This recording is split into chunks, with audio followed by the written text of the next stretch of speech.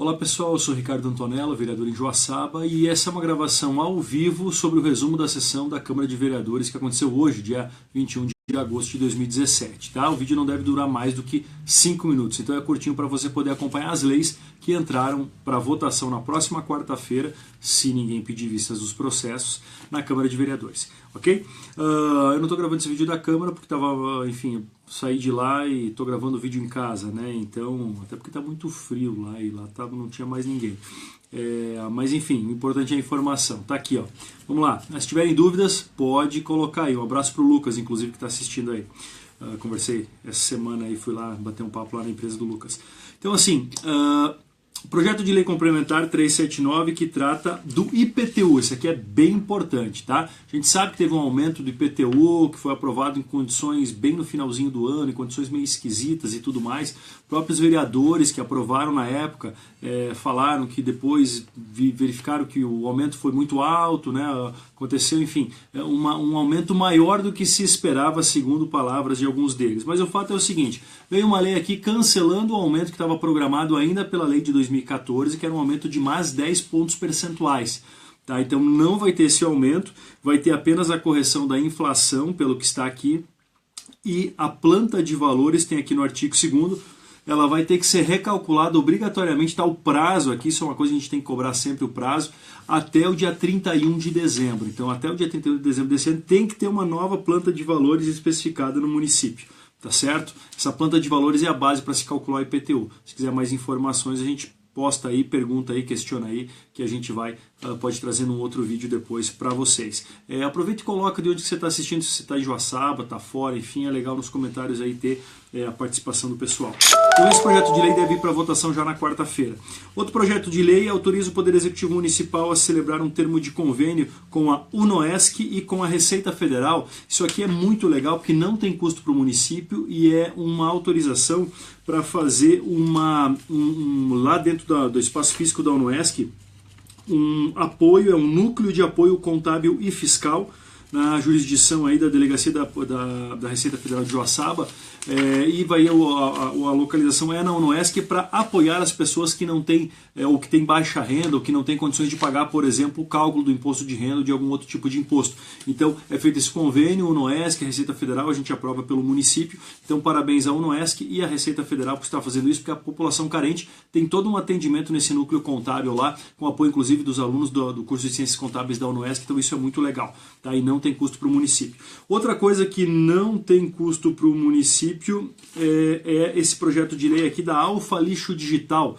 A empresa Alfa Lixo Digital, como a gente sabe, tem todo um processo de reciclagem de lixo tecnológico no município e ela está aqui, é uma lei que vem para autorizar um convênio por 30 meses, prorrogáveis por mais 30, onde sem custo para o município a empresa dá destinação adequada para o lixo tecnológico. Então a empresa vai fornecer os espaços, então todo esse lixo aí, celulares, impressoras, monitores, computadores, até televisões, enfim, tem uma série de metais nas placas desses componentes eletrônicos, é o chamado de lixo tecnológico. Então é importante dar a correta destinação para isso.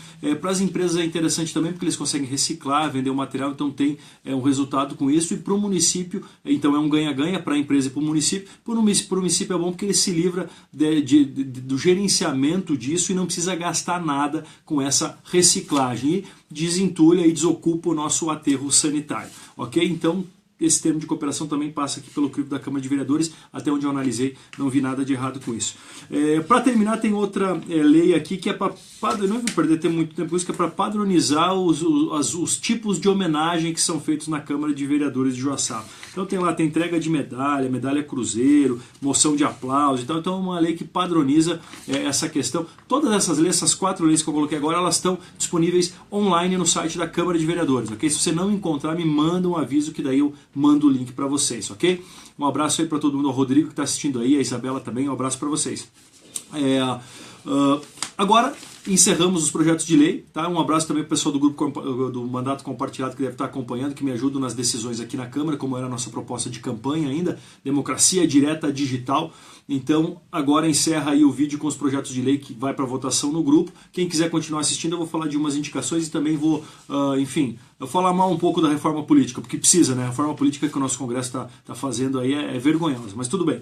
De qualquer forma, indicações. Fiz uma indicação aqui para isenção fiscal, tá? Ou estudo para isenção fiscal de empreendimentos, de estacionamentos, edifícios, prédios com vagas de estacionamento no centro de Joaçaba.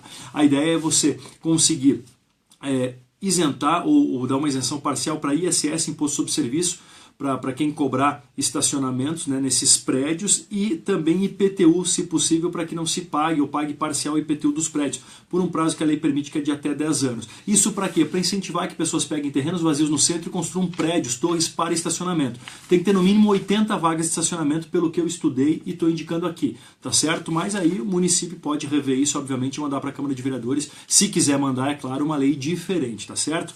Então fica a sugestão, a gente sabe que melhorar e aumentar a quantidade de vagas de estacionamento no centro vai ser bom para todo mundo, ok? Porque espaço no centro da cidade, a gente sabe, nunca é demais, ok? Coloca aí nos comentários o que você achou sobre essa indicação.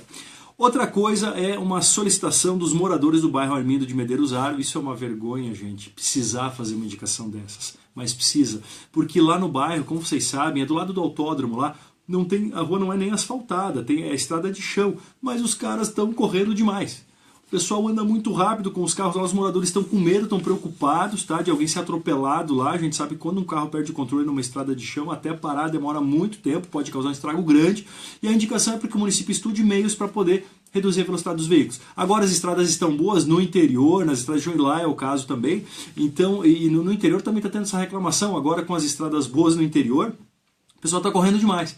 Então é uma pena que as pessoas não tenham essa consciência, mas é normal, a gente sabe que é uma parcela mínima das pessoas que não têm essa consciência, mas por essas todos têm que ser penalizados ou com lombadas físicas ou lombadas eletrônicas, ou nesse caso aqui, como é a estrada de chão, nem sei, inclusive sinceramente não sei se dá para colocar lombada, eu acho que não dá, e nem acho que seria adequado, teria que estudar alguma outra maneira de reduzir a velocidade dos veículos de maneira forçada, porque pedir, infelizmente, estou pedindo aqui, por favor, vão devagar, tá? Mas infelizmente a gente sabe, principalmente os jovens, tá? Eu sei porque eu já fui jovem, já andei bem mais rápido do que estou andando agora, né? Mas apesar de ainda ser jovem, né?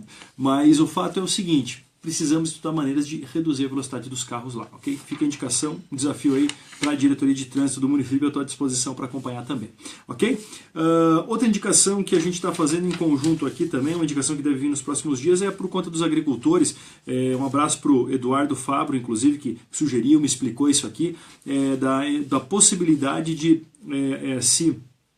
auxiliar os agricultores com a parte do nitrogênio, que é usado para a parte de fertilização, né, da inseminação artificial nas propriedades. Então isso, a ideia é fazer o melhoramento genético, auxiliar, porque se um produtor contrata isso isoladamente fica muito caro, e aí a ideia é que a prefeitura auxilie, como outros municípios já têm esse modelo também, para reduzir o custo aí para todo mundo, ok? Fica aí o pedido de estudo para o município também. E aqui, para finalizar, um convite para vocês, que é para o dia 24, portanto quinta-feira, às 4h30 da tarde, eu não vou poder, eu tenho aula nesse horário, enfim, meu horário vai até às 5 horas nesse dia aqui, 5h25 inclusive, mas é audiência pública sobre as leis e diretrizes orçamentárias do município, 2018. Audiência pública para apresentar isso para a população, mas nós na Câmara de Vereadores ainda vamos ter um espaço para debater isso tudo. Então você pode participar da audiência, 4h30 da tarde, na Câmara de Vereadores, a lei das diretrizes orçamentárias para 2018. Eu já fiz o pedido para que isso seja sempre à noite, para que a gente possa participar, a maior parte da população possa participar. Vou cobrar isso do Executivo de novo, tá? Porque de novo está sendo às 4h30 da tarde, ok? Vai ser na Câmara de Vereadores mesmo, sobre o orçamento do município para o ano que vem, ok? Mas a gente vai ter mais espaço para debater, não vai ser só nessa audiência. E para finalizar, quero falar um pouquinho aqui sobre a reforma política. Poxa, a nossa reforma política, nossos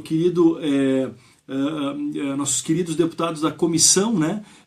Vicente Cândido do PT, que inclusive é o relator, já fez algumas propostas e retirou, ainda bem que retirou, e aí um apelo que a gente faz para a população para acompanhar o que eles estão fazendo lá, porque essa pressão que a gente faz nos nossos parlamentares é importante para evitar que eles façam bobagens, tá? E vou dar exemplo de duas coisas aqui que eu não concordo. Uma delas, que foi retirada agora semana passada, é que o próprio Vicente Cândido tinha sugerido que as doações para a campanha pudessem ser anônimas. Até 10 salários mínimos ou 10% da renda do cidadão para cada candidatura. Então eu poderia doar até 10 salários mínimos, dá 9 mil, quase 10 mil reais, enfim, para deputado federal, mais 10 mil para deputado estadual, mais 10 mil para governador, mais 10 mil para senador, mais 10 mil para presidente. Quer dizer, e aí eu poderia ficar anônimo. Ninguém ia saber que eu estou doando apenas os órgãos de fiscalização e tal. Mas, pô, começa a criar... Por que tem que ser anônimo? Quer dizer, nada que é anônimo na política é legal. Tem que ter transparência total, tá certo? Então, ele sugeriu isso, mas já retirou de pauta também. Foi esse mesmo deputado que, inclusive, tinha sugerido aquela emenda que foi depois sugerida, foi apelidada carinhosamente de emenda Lula, porque ele tinha sugerido que hoje o prazo... Essa lei existe, pasme, eu não sabia, mas, ó... O candidato não pode ser preso até 15 dias antes da eleição. Ou seja, o cara é candidato, bateu 15 dias para a eleição, ele não pode ser preso naquele período. Ok? E ele queria estender esse prazo para 8 meses.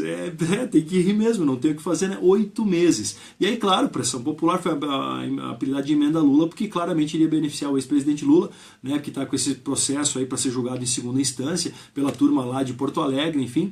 E aí, seria 8 meses, contar de outubro que é a eleição, ali fevereiro do ano que vem ele já estaria, não poderia mais ser preso a partir dali, caso, né, enfim, ele seja condenado em segunda instância e, portanto, preso. Essa condenação de segunda instância, que inclusive parece que está sob ameaça no Supremo Tribunal Federal, espero que a ministra Carmen Lúcia, que é presidente e que gerencia a pauta, consiga resistir à pressão para não votar isso de novo, que foi votado no ano passado pelo Supremo Tribunal Federal e alguns ministros, dentre eles mudou algum ministro, né? Teve um que morreu, enfim, mas o próprio Gilmar Mendes, que é o cara que mandou soltar o compadre dele, né? Enfim...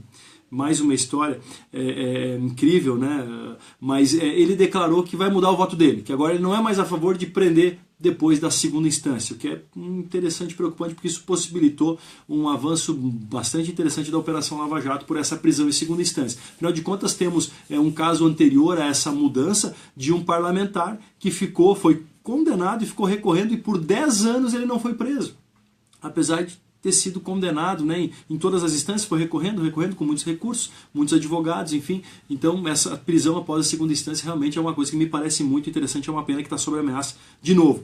E o ministro Gilmar Mendes foi justamente esse que enfim, falou uma pérola hoje aí, fantástica, que é o seguinte, sobre reforma política ainda, vamos contextualizar. Além dessas emendas que eu acho, e ainda bem que foram retiradas do Vicente Cândido, que era o relator, ele sugeriu, né, enfim, a comissão está sugerindo aquele fundo absurdo de 3,6 bilhões de reais, que é 0,5% da arrecadação federal, para financiar os partidos nas campanhas. Isso é incrível, quer dizer, ao invés de eles sugerirem baixar o custo das campanhas, meios para reduzir o custo, e aí a minha sugestão é o voto distrital, que reduziria o custo, principalmente para a campanha de deputado estadual e federal, mas ao invés de fazer isso, não, eles criam um fundo na maior crise da história do país, onde nós estamos completamente quebrados, o Brasil está com uma dívida monstruosa, batendo quase os 4 trilhões de reais, tá certo? A gente tem uma dívida que está chegando próximo a 80% do PIB, e há 6, 7 anos atrás era 50% do PIB, então está um nível muito preocupante. O nosso déficit, que era 130, a nossa meta esse ano era para ter um déficit, ou seja, para gastar mais do que está arrecadando em impostos, 139 bilhões de reais.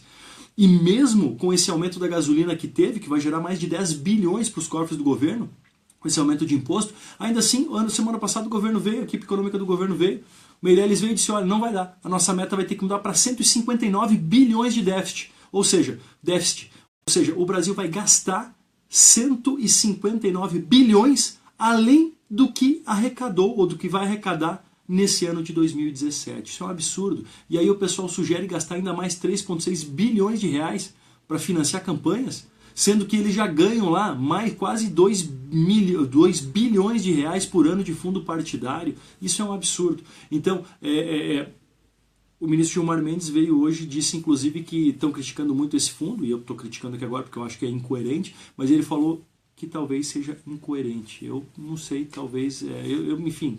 Respeito a opinião, porque é o ministro do Supremo Tribunal Federal, do STF, a gente tem que respeitar, mas eu não concordo com isso, né? E ele só, curiosamente, foi aquele, o pessoal citou daí, acaba ligando, né? Ele impediu lá a prisão, pediu para soltar o pai de quem foi cuja filha ele foi padrinho de casamento, portanto seriam compadres, ele não se declarou impedido, foi muito criticado por isso. Então tá aí nosso ministro do STF, Gilmar Mendes, que falou que esse fundo talvez seja insuficiente, né, e falou que vai mudar o voto dele e agora ele não concorda mais com prisão em segunda instância. É uma pena.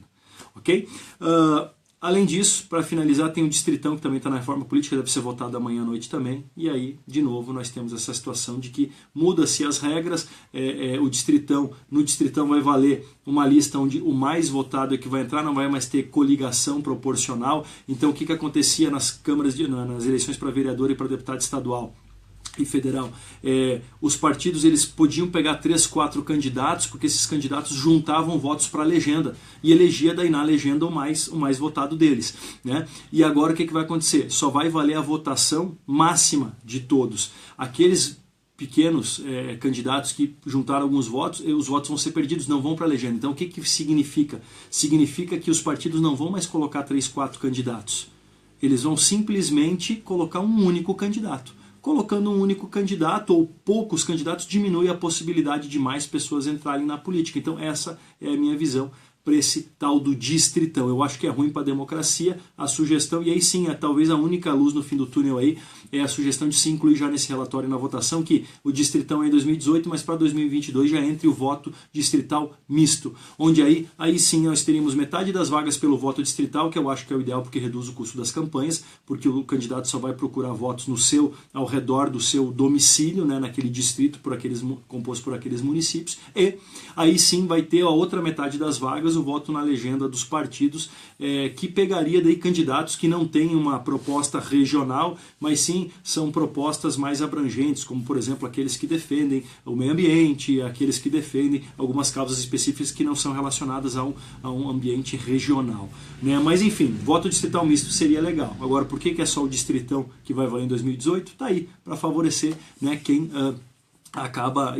está lá no Congresso atualmente. Então isso é a leitura que todo mundo está fazendo aí pelos veículos, pelos noticiários por aí, os analistas de economia, de política têm falado muito disso, ok? Enfim, espero que a gente encontre logo uma luz no fim do túnel. Forte abraço, qualquer dúvida deixa os seus comentários aí, estamos à disposição.